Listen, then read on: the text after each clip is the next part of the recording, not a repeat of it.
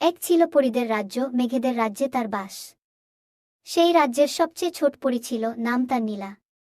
নীলার ডানা ছিল রামধনুর মতো রঙিন, আর তার হাসি ছিল মুক্তোর মতো উজ্জ্বল। কিন্তু নীলার মন জুড়ে ছিল এক গভীর রহস্য, সমুদ্র।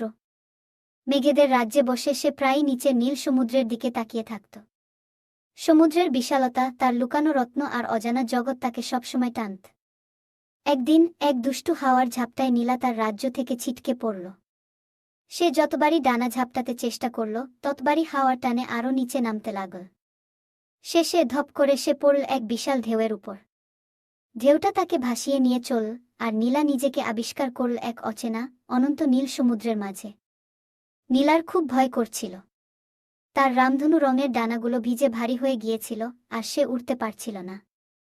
চারদিকে শুধু জল আর জল। সে একা, তার রাজ্যের কেউ আশেপাশে নেই। তার মনে পড়ল তার মায়ের কথা, তার বন্ধুদের কথা। সে কাঁদতে শুরু করল।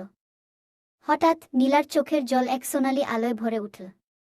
সে দেখল তার চোখের জল থেকে ছোট্ট ছোট্ট মুক্ত তৈরি হচ্ছে, আর সেগুলো সমুদ্রের গভীরে তলিয়ে যাচ্ছে। এই দৃশ্য দেখে নীলার ভয় একটু কমল। সে ভাবল, আমি হয়তো উঠতে পারছি না, কিন্তু আমার চোখের জলও তো কিছু তৈরি করছে। নীলা তখন তার জাদু ব্যবহার করার চেষ্টা করল। সে তার ছোট্ট হাতের তালুতে সমুদ্রের জল নিয়ে ফু দিল। আর কি আশ্চর্য! সেই জল দিয়ে তৈরি হলো এক ছোট্ট ভাসমান ফুলের ভেলা। নীলা সাবধানে সেই ভেলায় উঠল। ভেলাটি তাকে নিয়ে চলল সমুদ্রের গভীরে, যেখানে নানা রঙের মাছেরা খেলা করছে, প্রবাল প্রাচীরগুলো তাদের রং ছড়াচ্ছে। সমুদ্রের গভীরে নীলা এক নতুন জগৎ দেখতে পেল।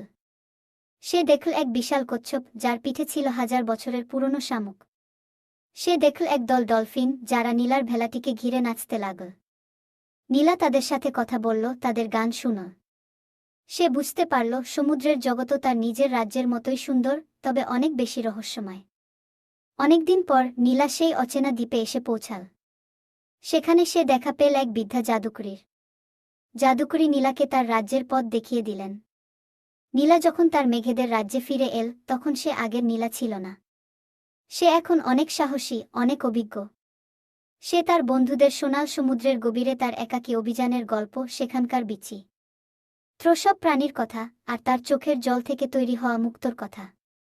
সেই থেকে নীলা প্রায়ই তার মেঘেদের রাজ্যের জানালা দিয়ে সমুদ্রের দিকে তাকিয়ে থাকত, আর তার মনে পড়ত সেই রোমাঞ্চকর অভিযানের কথা, যখন সে সমুদ্রেই হারিয়ে গিয়েছিল, আর খুঁজে পেয়েছিল এক নতুন জগৎ, আর খুঁজে পেয়েছিল নিজেকে।